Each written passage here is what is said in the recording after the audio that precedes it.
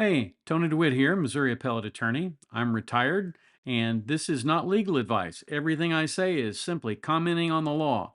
And this will be what we're commenting on today.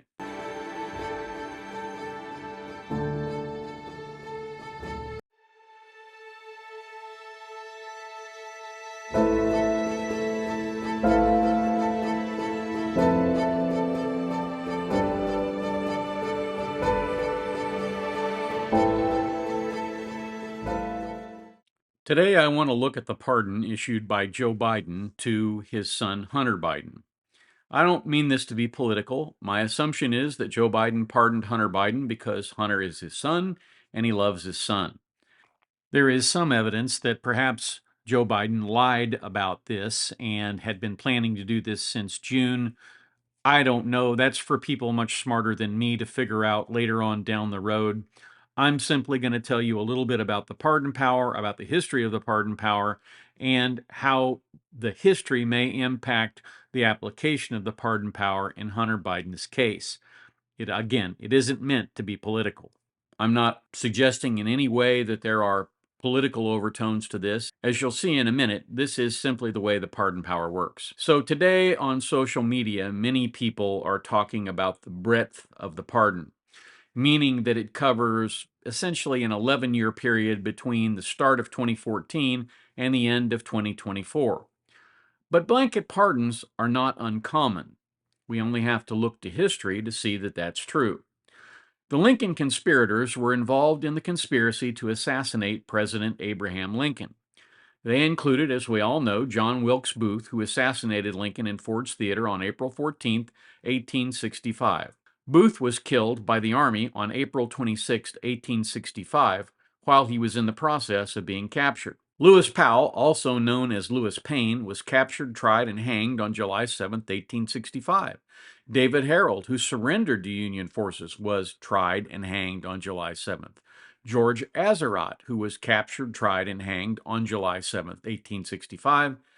Mary Surratt, she owned the boarding house where the conspirators met. She was accused of assisting and conspiring with Booth and the others. Surratt was tried and became the first woman hanged in the United States by the United States government on July 7th, 1865. One of the more poignant moments in the execution of Mary Surratt was that she complained to the Union guard who tied her hands behind her back for the hanging that they had been tied too tightly and they hurt. And the Union guard reportedly told her that it'll only hurt for a little while. Probably not the kind of thing you want to hear when your hands are being tied behind your back and going to the gallows. Another person who was sort of implicated was Samuel Mudd, who was a doctor who did nothing more than treat John Wilkes Booth's broken leg. He was sentenced to life in prison, but he was later pardoned by Andrew Johnson in 1869. And if you've ever wondered where the term "your name is Mudd" came from, as a slur, it came from Samuel Mudd. And again, he was wrongly accused, wrongly convicted, and even though he was wrongly accused and wrongly convicted, he went to prison. I believe it was off the coast of Florida, and there was a disease outbreak, and he treated those prisoners, and as a result of that, I think that's what earned him the pardon from the president. Yet one of the conspirators that is rarely mentioned in relation to the conspiracy is Mary Surratt's son, John Surratt Jr., who many people believe was completely without any kind of redeeming qualities after he allowed his mother to hang when it is alleged that he could have come forward and prevented that by testifying in her defense and taking the brunt of the punishment that was dished out to the actual other conspirators.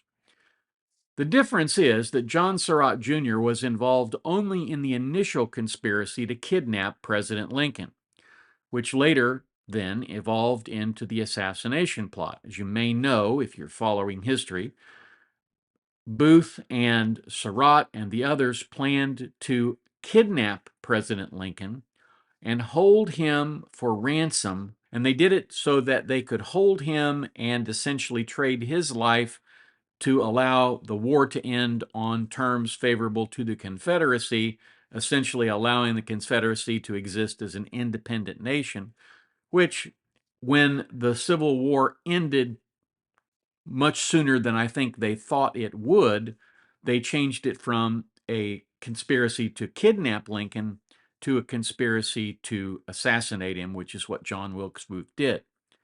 Now, John recognized that the assassination was effectively a political earthquake, and just like an earthquake, everyone involved would be badly affected. And as a result, after the assassination of Lincoln on April 14th, before they even knew who the other conspirators were, he fled the United States. He initially went to Canada and then made his way to Europe to avoid capture.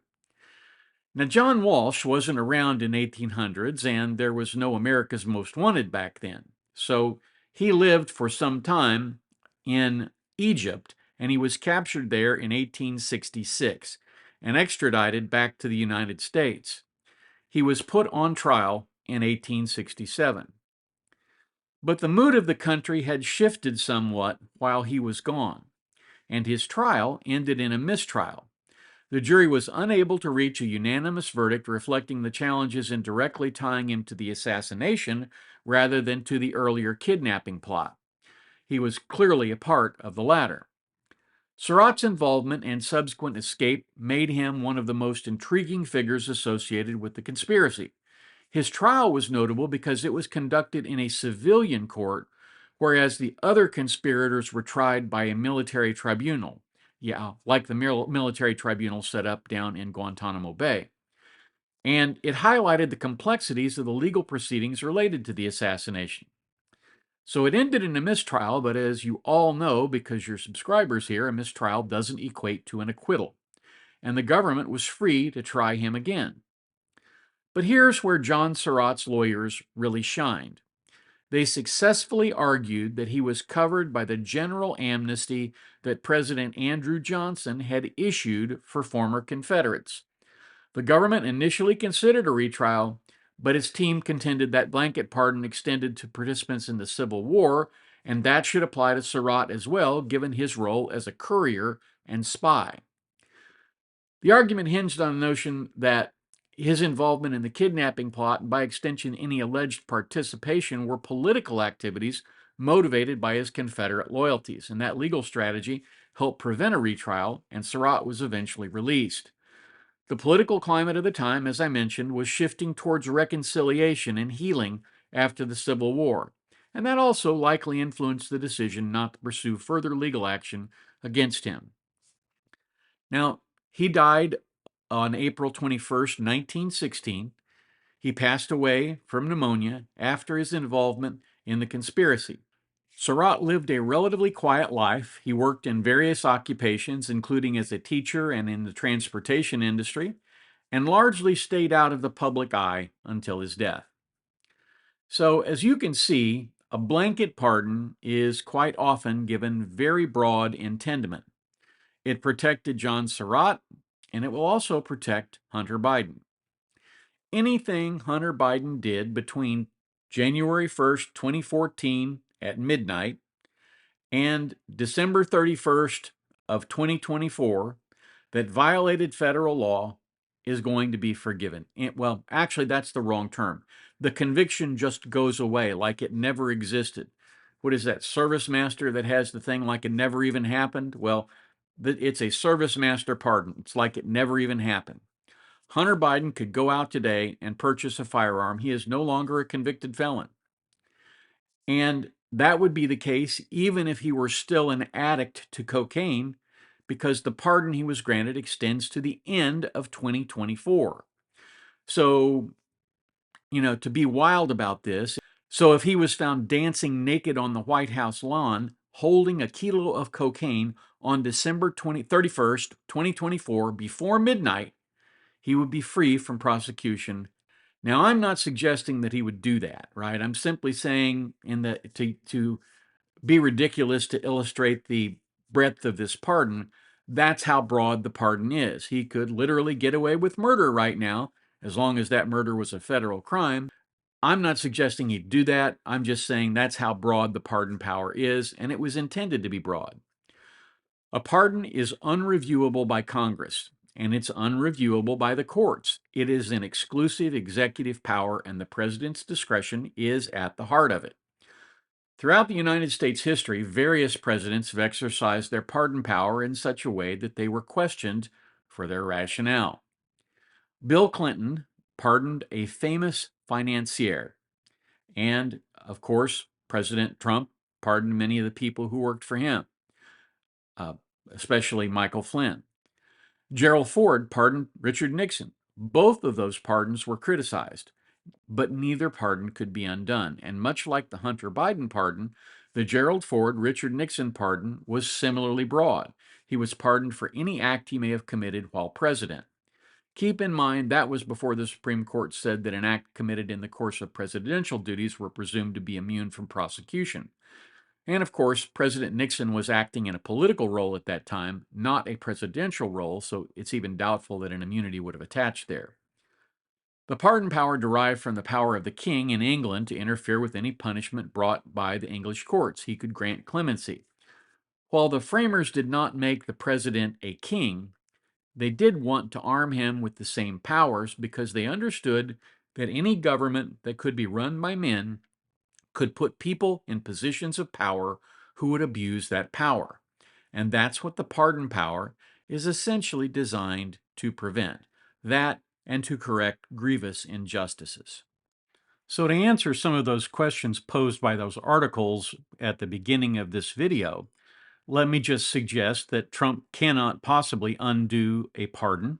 There's no eraser built into the pardon power. It's absolute, and it can't be undone.